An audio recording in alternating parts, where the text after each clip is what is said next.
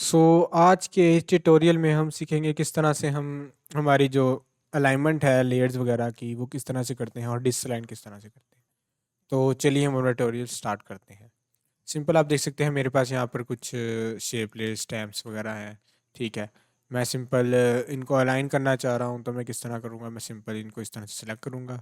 Select करने के बाद अगर मैं मेरे पास आप देख सकते हैं यहाँ पर भी कुछ ऑप्शन जो हैं वो ओपन हो गए हैं और इस साइड पे भी मेरे पास ये ऑप्शन ओपन हो गए हैं। अगर आपके पास साइड पे ना आ रहे हो तो विंडो में जाकर सिंपल देख सकते हैं लाइन वाला।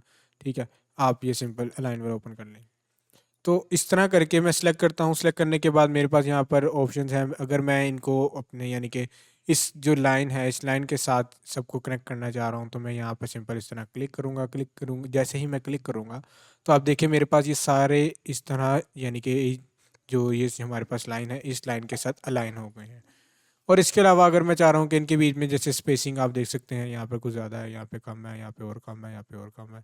तो अगर मैं इन सबकी स्पेसिंग भी यानी कि अलाइन रखना चाह रहा हूँ, एक जैसी रखना चाह रहा हूँ, मैं सिंपल जो ये मेरे पास ये वाला टूल होता है मैं इसको सिलेक्ट करूँगा। तो देखिए जैसे ही मैं इसको पे क्लिक करूँगा सिलेक्ट करने के बाद तो मेरे पास जो मेरी गैप है वो सारी अलाइन हो जाएगी ऑटोमेटिक। ठीक है, तो इस तरह हम सिंपल अलाइनमेंट कर सकते हैं अपनी जो भी हमारे पास ज़्यादा सारी लेयर्स हो जाती हैं तो हम उनको सिंपल सबको सिलेक्ट करते हैं। सिलेक्ट करने के बाद हमारे पास यहाँ पे अलाइन टूल है और जिस तरह से आप अलाइन करना चाह रहे हैं तो आप उस तरह से उसको अलाइन कर सकते हैं। आप यहाँ पे देख सकते हैं मैंने आपको फॉर एग्जांपल एक दो करके दिखाए हैं। इसके अलावा डिसअलाइन किस तरह से कर सकते हैं, सिंपल आप यहाँ पर इसको सिलेक्ट करें।